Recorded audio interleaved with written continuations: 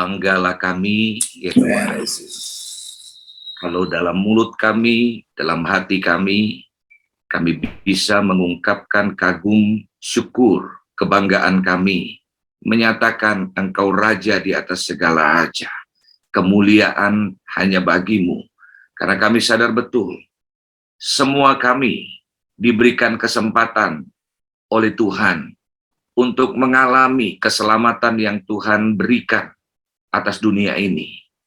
Tetapi kami sadar betul, tidak semua meresponi, tidak semua dapat mengungkapkan rasa kagum, syukur, kebanggaan bahwa Yesus adalah Tuhan dan Raja.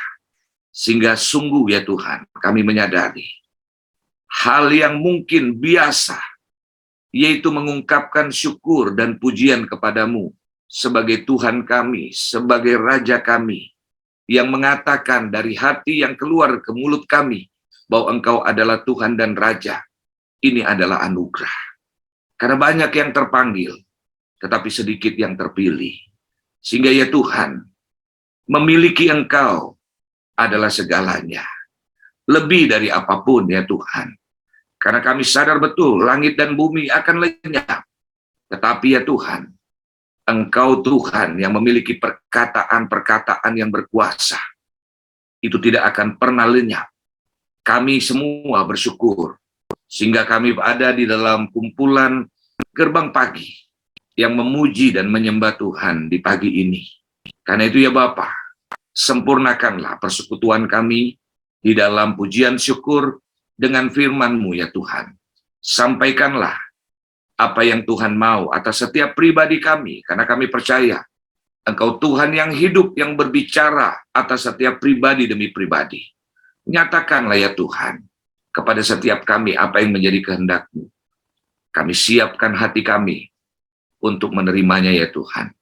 Di dalam nama Tuhan Yesus, haleluya. Amin. Puji Tuhan, terima kasih Pak Pendeta Nixon. Bapak Ibu, saudara-saudara, kita buka Alkitab kita dari Zakaria 9, ayat 9, dan ayat yang ke-10 dalam suasana bulan Desember ini.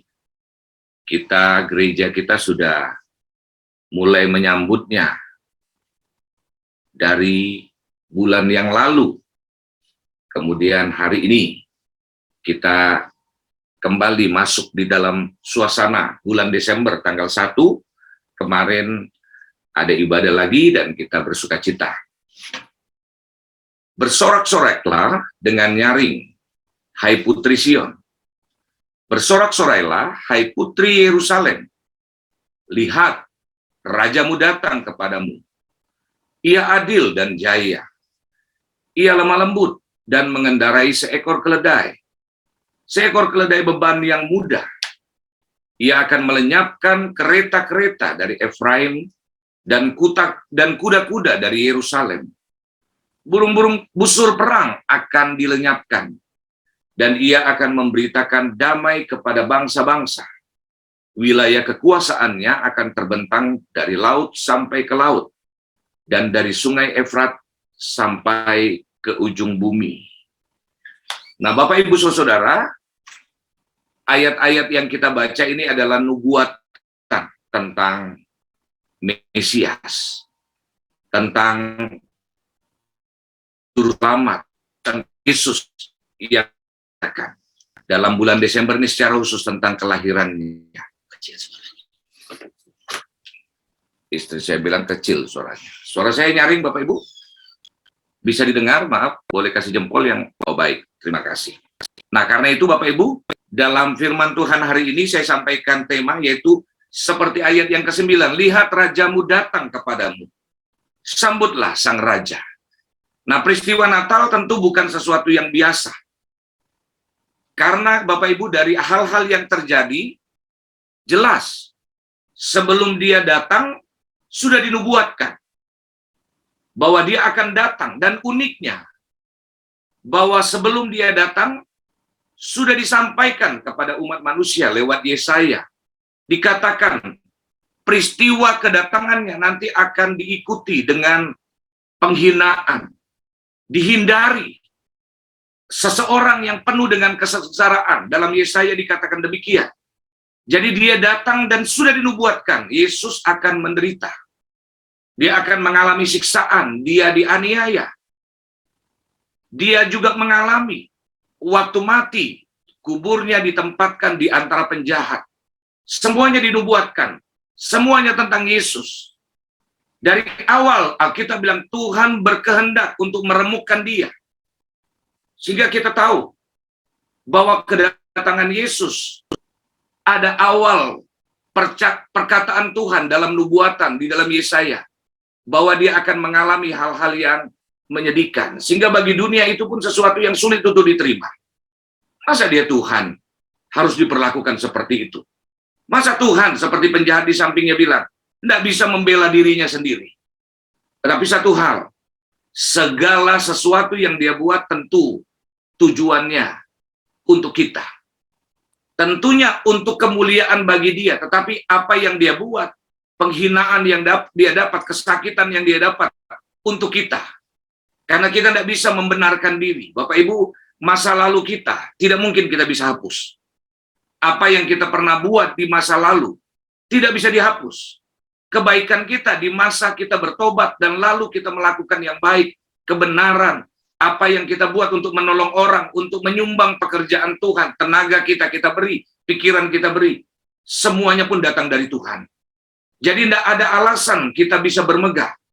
Kalau misalnya dihitung di 20 tahun sebelumnya, mungkin ada di antara kita yang tidak pernah berbuat, maksudnya hidupnya tidak ngaco-ngaco banget. Hidupnya lurus-lurus. Saya dengar kesaksian Bapak Gembala. Dari masa muda sampai hari ini, saya tidak kenal yang namanya dunia dugem. Saya tidak kenal dengan dunia percabulan, dunia seks bebas. Saya tidak pernah menyentuh bibir saya dengan alkohol. Ya kecuali anggur perjamuan, Bapak Ibu. Bapak Gembala ceritakan, saya tidak mengenal dosa-dosa seperti itu. Kalau semua dosa saya, kalau makan babi masih dilarang, untuk apa lagi saya hidup? Itu kan Bapak Gembala punya joke begitu kan. Tapi intinya segala sesuatu yang mungkin kita hidupi di masa lalu, nggak ngaco-ngaco banget, tetapi Alkitab jelas bilang semua orang telah berdosa, semua orang telah kehilangan kemuliaan Allah, sehingga kedatangan Dia untuk menghapus setiap dosa yang kita buat di masa lalu. Karena setelah bertobat, kita berbuat baik pun, masa lalu adalah masa lalu, sudah terjadi. Tidak bisa digantikan dengan perbuatan baik. Perbuatan baik cuma menambah catatan hidup kita menjadi baik dari dulunya yang jahat. Sehingga segala sesuatu yang dia buat, di dalam penderitaan yang dia berikan kepada kita, dalam kedatangannya, jelas untuk kita. Supaya kita dilayakkan. Dan ke peristiwa kedatangannya, dijelaskan juga sebagai pemilik dunia. Caranya tidak lazim. Tadi dia menderita. Yang kedua, dia memakai orang-orang biasa, bahkan hina.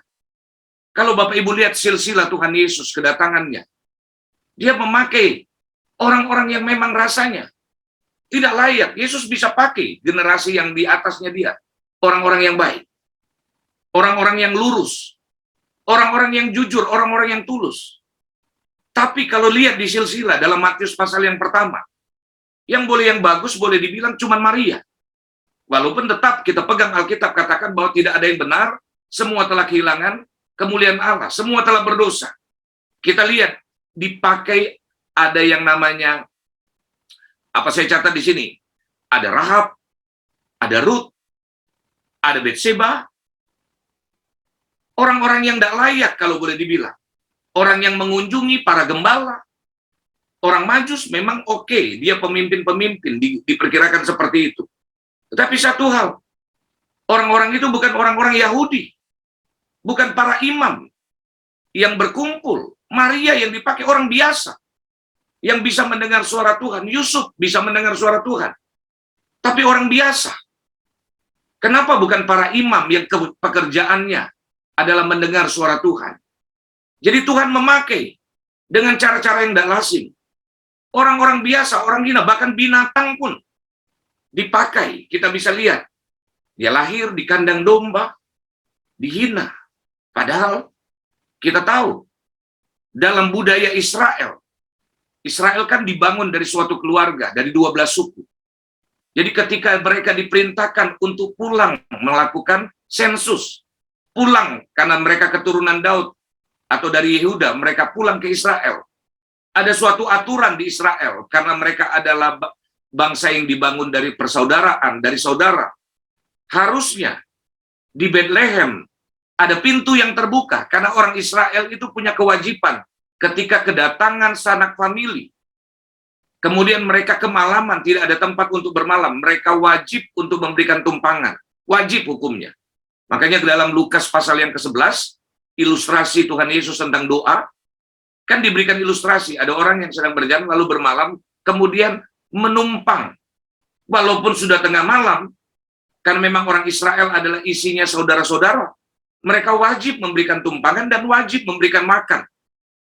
Sehingga waktu Yusuf dan Maria pulang ke kampung halamannya, harusnya ada pintu yang terbuka untuk diberikan kepada mereka, apalagi dalam keadaan hamil. Tapi mereka mengalami penolakan. Mereka ditolak seperti Alkitab bilang. Padahal mereka itu adalah kepunyaannya sendiri. Kemudian dia disambut oleh malaikat sorgawi. Sehingga kita lihat kedatangan Yesus ini membuktikan bahwa dia adalah Tuhan. Tapi caranya tidak lazim. Makanya bangsa Israel tidak bisa terima. Bangsa Israel tidak bisa terima. Masa dia Tuhan lahir di kandang domba?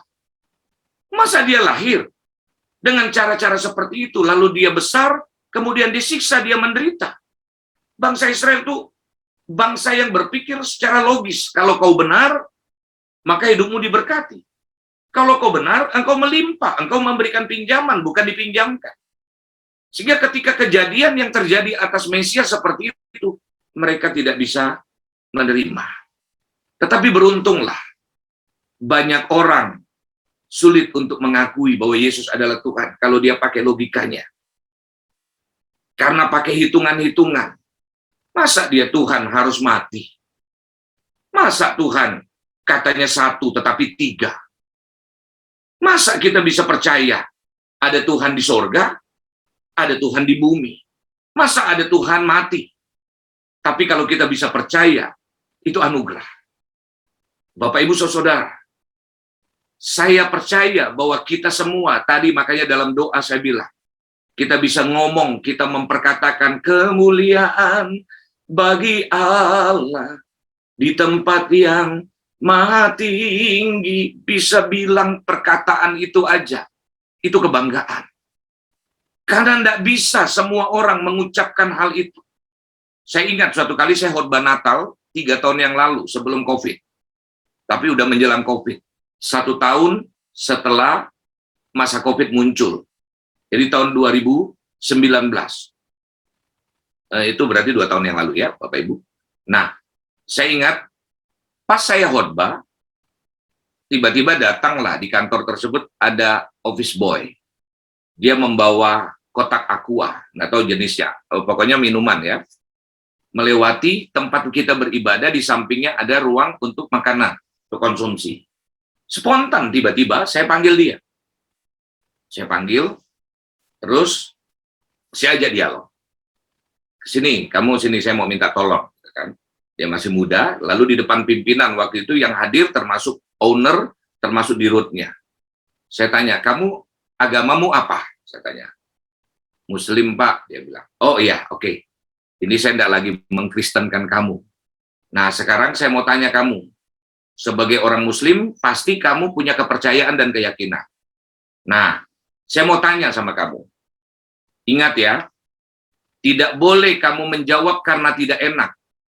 Saya minta izin sama pemimpin. Pak, izin ya Pak, ini saya tanya di depan Bapak. Ingat, masalah iman dan keyakinan tidak boleh terpengaruh karena kamu tidak enak sama pimpinan di tempat ini.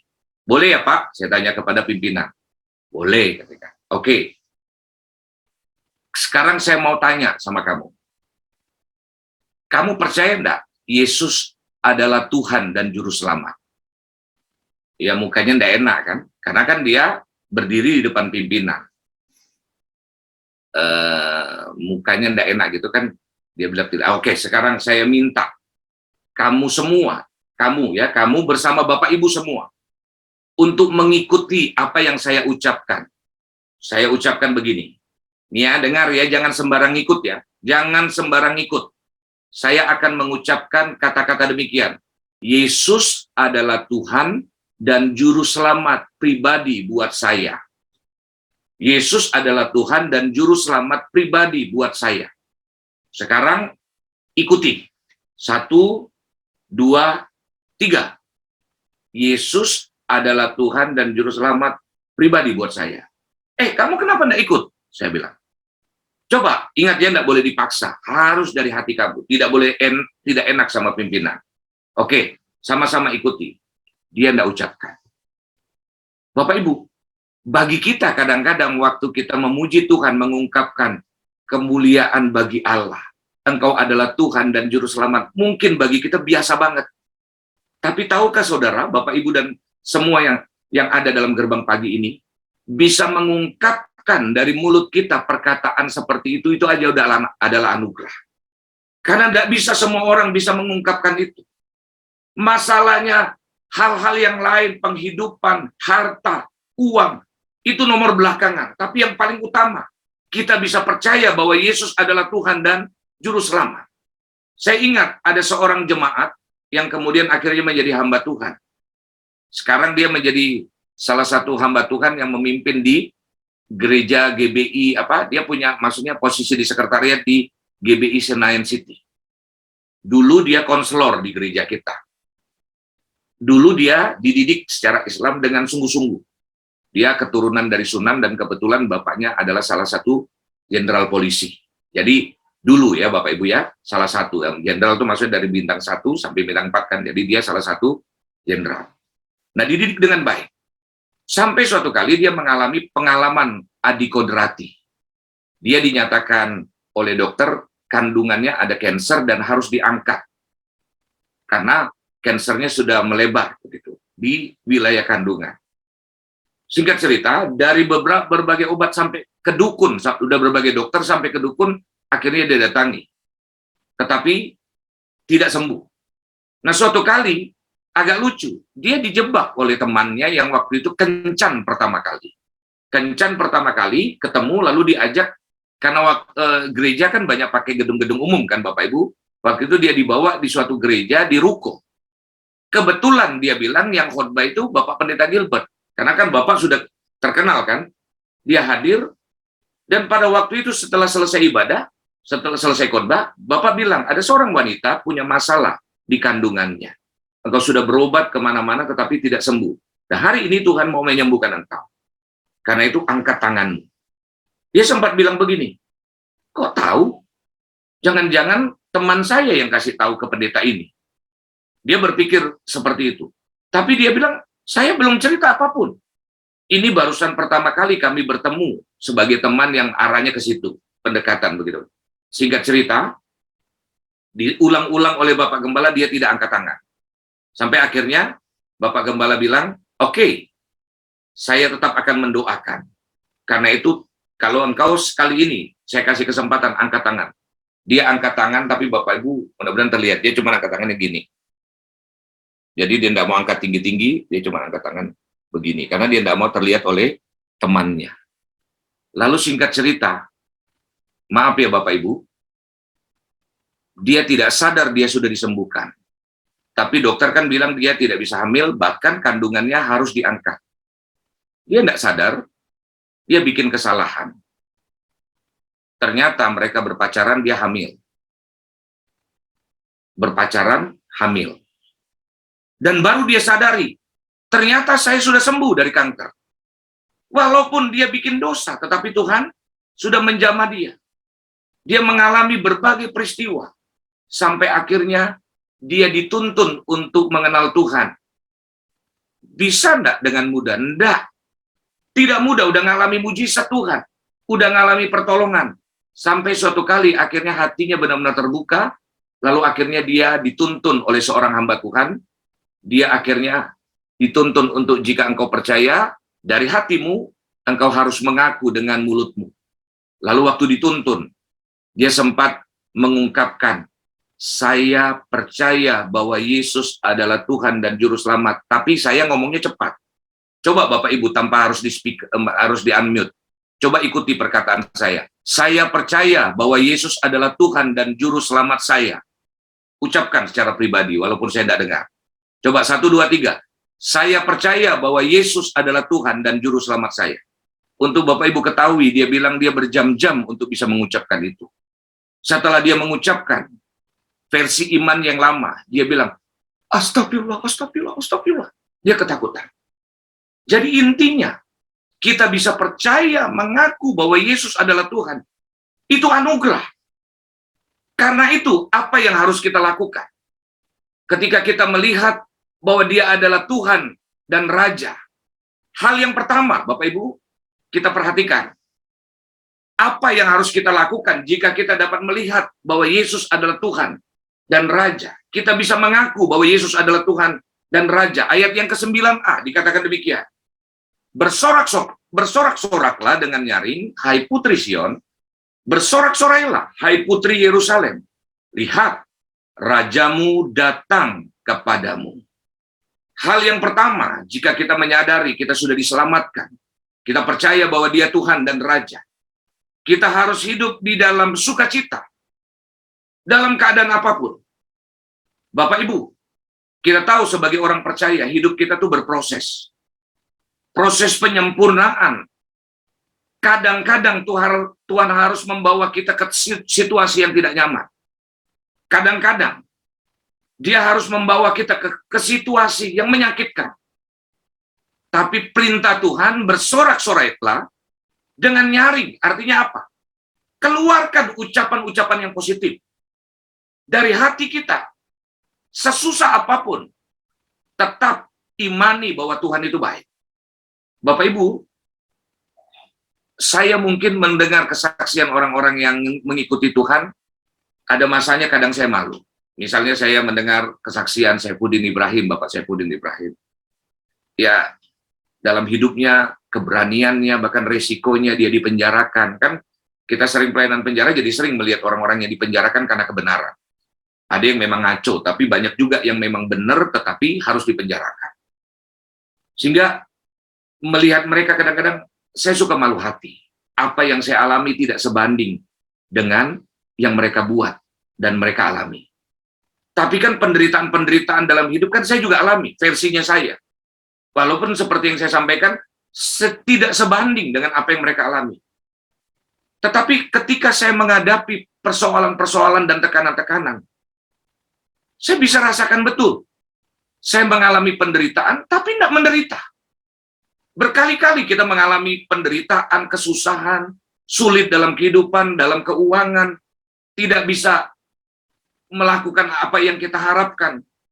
Tapi yang saya dapatkan pengalaman-pengalaman ketika Tuhan izinkan, saya pribadi, dan saya percaya kita semua, yang memang mengalami Tuhan dalam hidupnya.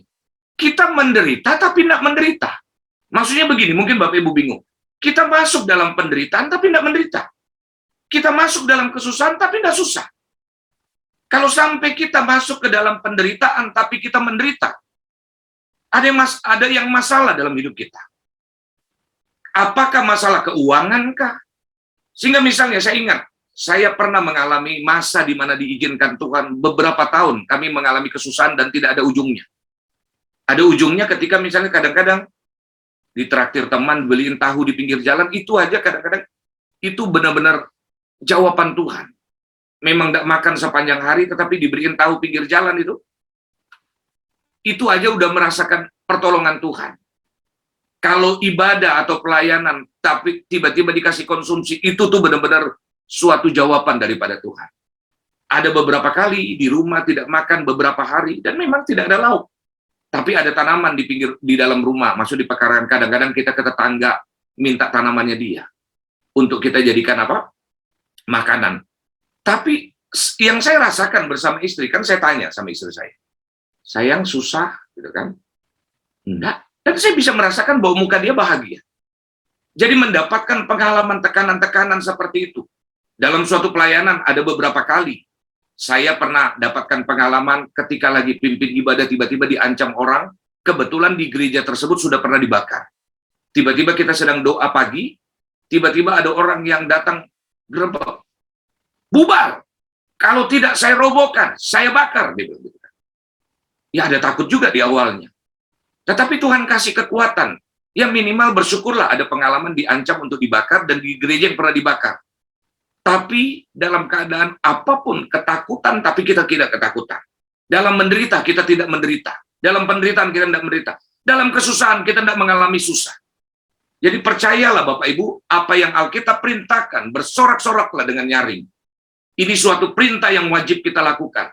Jadi kalau Bapak Ibu mengalami kesusahan karena menjadi Kristen, karena mengikuti Tuhan, ingat, Dia yang bilang, pikulah kuk yang kuberikan, karena belajarlah daripadaku, karena aku rendah hati, lemah lembut dan rendah hati.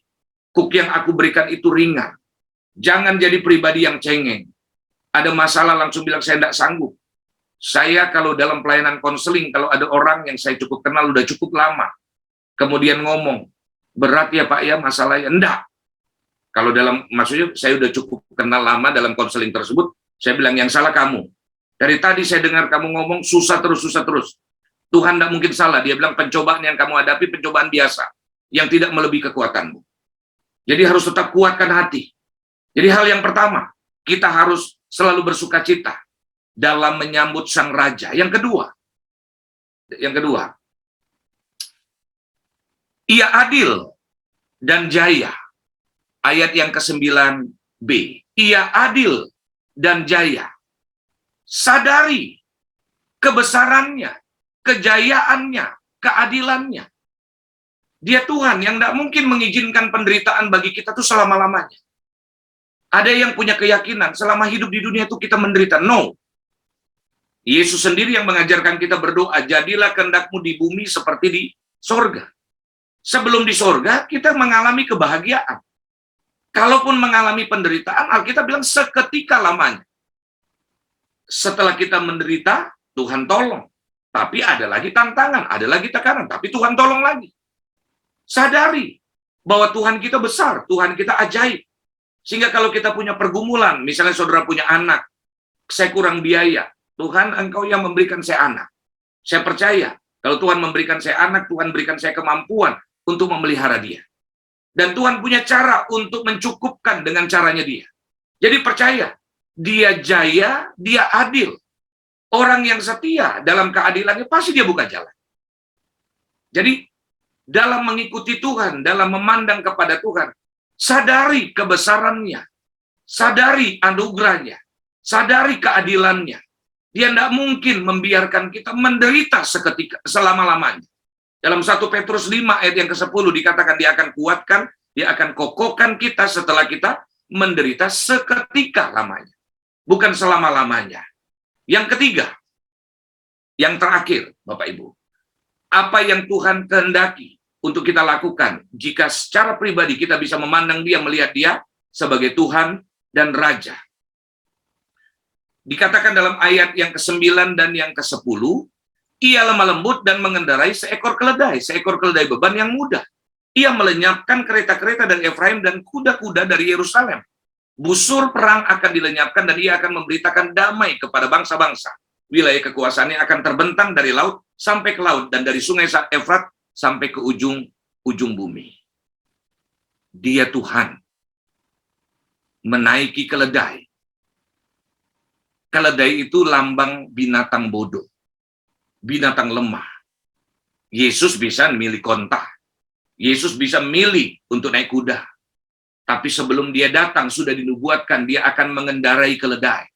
Binatang yang dikenal bodoh. Sehingga seringkali ada suatu pepatah. Keledai yang bodoh tidak bisa masuk ke lubang yang sama. Artinya keledai yang bodoh aja tidak bisa bikin kesalahan yang kedua kali. Itu mengingatkan kita, harusnya kita lebih pintar dari keledai, harusnya jangan bikin dosa yang sama. Jangan bikin kesalahan yang sama. Yesus bisa pilih naik kuda. Yesus bisa pilih naik onta yang lebih kokoh dan kuat. Tapi dalam kemegahannya, dia punya gaya hidup merendahkan diri. Kesederhanaan. Dia Tuhan, sanggup lahir di dalam istana. tapi dia memilih, dia lahir di kandang domba. Karena itu Bapak Ibu, ikutilah teladan Yesus. Bahwa kalaupun kita punya kesempatan untuk menikmati segala sesuatu yang baik, tapi belajar dari Yesus. Kadang-kadang di masa Natal ini, kita juga bisa mengambil sikap untuk meninggalkan kesenangannya kita, untuk berbagi bagi sesama, untuk melakukan sesuatu bagi orang lain.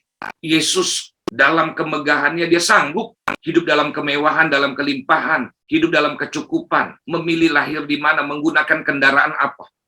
Tapi dia yang berkeputusan untuk memakai keledai. Di masa-masa sekarang, saya yakin kita masih bisa berbuat sesuatu.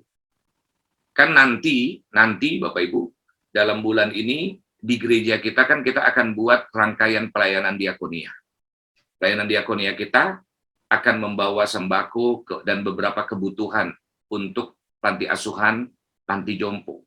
Ada sumbangan-sumbangan yang kita terima dalam Kamu Hebat. Ada jemaat yang ambil bagian. Tapi saya juga dorong Bapak Ibu. Makanya biasanya yang ikut dalam tim pelayanan diakonia bersama-sama, saya suka ngajak, ingat kalau kita ikut dalam pelayanan bukan cuma tenaga. Kalau Tuhan kasih kita berkat, ambil bagian, jangan cuma tenaga. Jangan cuma hati, tetapi hati itu biasanya akan disertai dengan rela memberi. Nah Bapak Ibu, di gereja kita, di gereja manapun, kadang-kadang Tuhan tuntun, ada lihat orang yang membutuhkan uluran tangan Tuhan. Kita punya hak untuk menggunakan uang yang Tuhan beri. Tapi belajar dari Yesus, dia bisa gunakan haknya untuk memilih segala yang baik. Tapi dia gunakannya untuk dalam kesederhanaan. Nah saya mengajak, hari ini 3 hal yang Tuhan ingatkan. Tetap selalu bersukacita dalam mengikuti Tuhan. Kemudian sadari kejayaannya, kebesarannya, keadilannya. Yang ketiga, belajar dari Yesus, ikuti teladannya. Dia sanggup hidup dalam segala kemegahan, tapi dia memilih menaiki atau menunggangi keledai yang hina. Kita berdoa. Tuhan, terima kasih buat firman-Mu. Dalam masa kami menyambut Natal, merayakan Natal, kami diingatkan dengan nilai-nilai iman yang kami harus ikuti, di mana kami harus hidup memandang Yesus dengan cara yang benar. Dalam masa apapun, dalam masa kesusahan, dalam masa kelimpahan, kami harus selalu bersukacita. Kami harus selalu bersorak-sorai. Kami tahu Tuhan kami ajaib, besar, dan luar biasa. Sehingga kami diingatkan Tuhan untuk tetap bersukacita, tetap memandang kepada Tuhan akan kejayaan Tuhan. Kami juga tetap percaya bahwa di dalam Tuhan selalu ada pertolongan. Kalau kami diizinkan Tuhan mengalami tantangan, tekanan, dan masa-masa yang sukar, kejayaan Tuhan dan keadilan Tuhan akan membawa kami kepada jalan keluar. Sehingga tidak selama-lamanya kami akan dalam tekanan. Karena Tuhan Immanuel yang menyertai kami. Kami diingatkan dalam masa Natal, mengikuti teladan Yesus, menunggangi keledai yang hina. Sehingga sanggup Yesus itu melakukan hal-hal yang hebat, karena Tuhan itu, Yesus adalah Tuhan. Tapi Yesus mengambil keputusan yang aneh bagi dunia.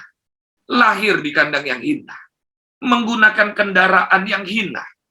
Sehingga hari ini pun kami diingatkan, kalaupun kami sanggup mengecap hal-hal yang indah bagi kami.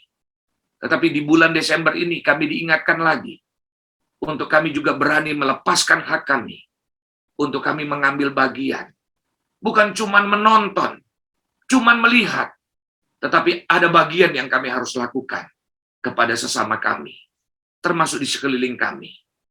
Ketika Tuhan menyampaikan kebenaran ini, maka Tuhan yang akan memampukan kami untuk melakukannya.